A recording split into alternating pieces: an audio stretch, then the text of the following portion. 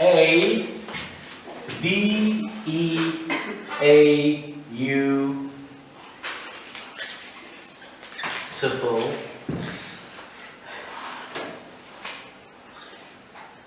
Girl.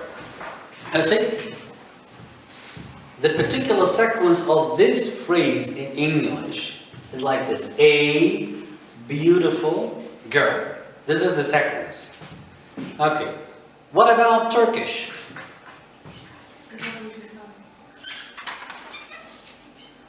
Güzel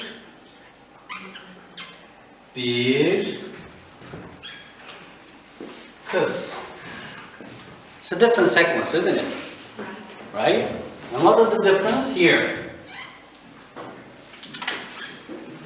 In English, the article goes before the adjective, goes used at the beginning. But in Turkish, the article goes before the noun, even if there is an adjective. So, the structure or the sequence for Turkish words is different from the sequence of English words. So, they both have different structure. Okay?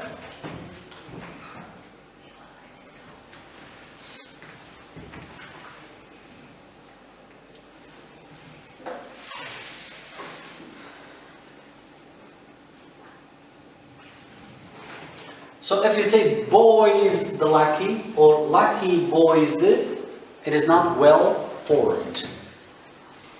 What do you mean by it is not being well formed? It is not grammatical. And this mark, this asterisk, indicates a form that is unacceptable or ungrammatical. When you see the asterisk, this mark.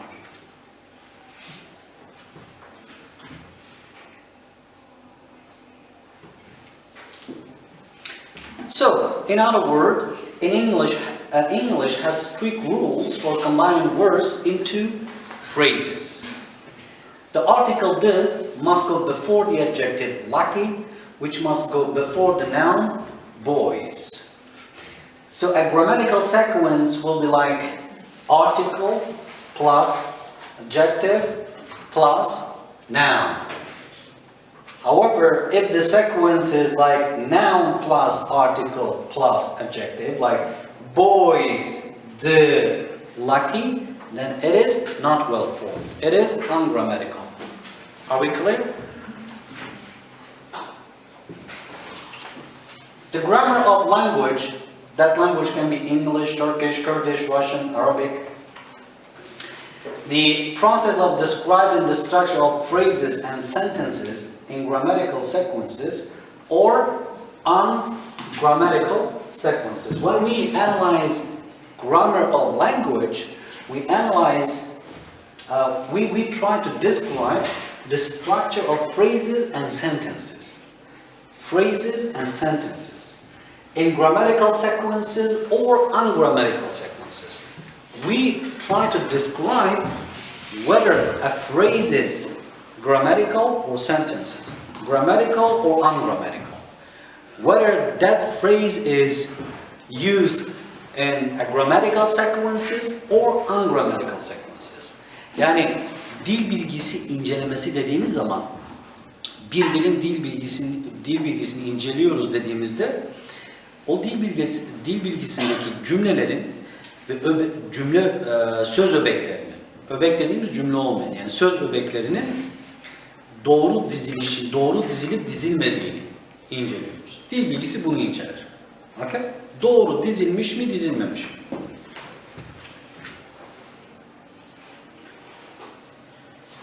But of course, before we need to look into the traditional grammar. Traditional, geleneksel dil bilgisi. Geleneksel dil bilgisi nasıl? So, traditional grammar involves using labels and to indicate grammatical categories like article, adjective, noun. These are labels. Okay? Bunlar nedir? Etiketlerdir. Ne diyoruz? In Turkish we say article, What do you say here?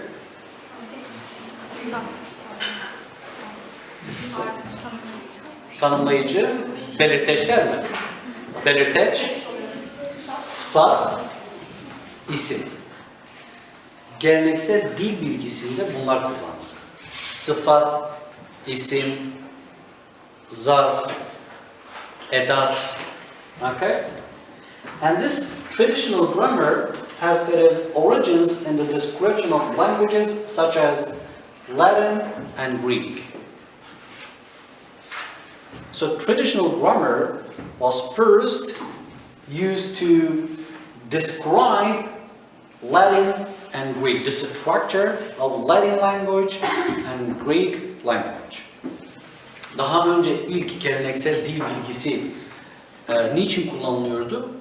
En eski olan diller Latin dili ve Yunan dilini incelemek için kullanılıyordu. Bu analiz. Ve oradaki yapıları incelerken ne kullanılıyordu? İşte article, noun, preposition, verb, adverb gibi etiketleri kullanıyordu.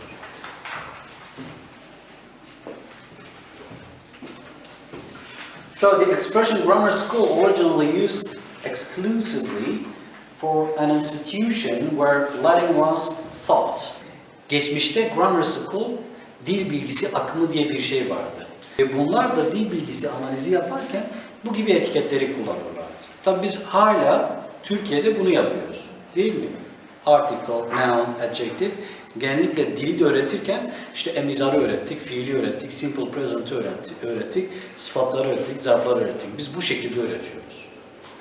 Bu aslında nedir? Geleneksel dil bilgisi yaklaşımıdır. So Latin and Greek were the languages of philosophy, religion, and scholarship. So the description of the basic grammatical components of these languages was taken to be the best model for other grammars. Well, in the past, two languages, Latin and Greek, were commonly used. And it was used for philosophy, for religion, and for scholarship, for education, in every aspect of our life. That's why linguists used the structure of these two languages and took it as a model for the other languages. They compared other languages with the Latin and Greek. Ne yapmışlar bu sefer dil bilimciler? Diğer dilleri analiz etmek için başlangıçta bu dilleri Latin dili ve Yunan dilini esas alıp incelemişler. Yani ilk önce onların yapılarını incelemişler. Yapıları bu şekilde ise o zaman şu dilin de yapısı şu şekilde olmalı değil, model olarak bu iki dili almışlar. Okay. Tamam.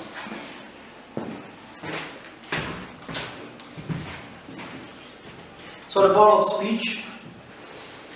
The lucky boys found a backpack in the park and they opened it carefully. So when you analyze, according to the traditional grammar, when you analyze these sequences, you label each component. Like you label this as article, adjective, noun, verb, article, noun, preposition, article, noun, conjunction, pronoun, verb, pronoun, and a verb. You see? This is the way traditional grammar label the components of these sequences. Yani geleneksel dil bilgisinin yaptığı analiz bu gibi dizimleri oluşturan parçaları bu etiketlerle ne yapmak? Adlandırmak. Nouns.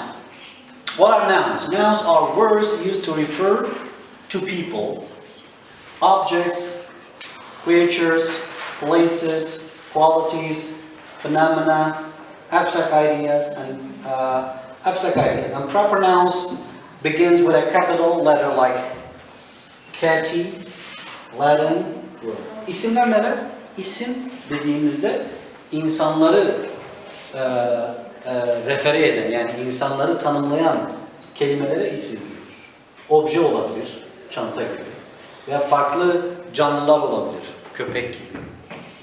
Yerler, nitelikler, roughness, sertlik, işte güzellik,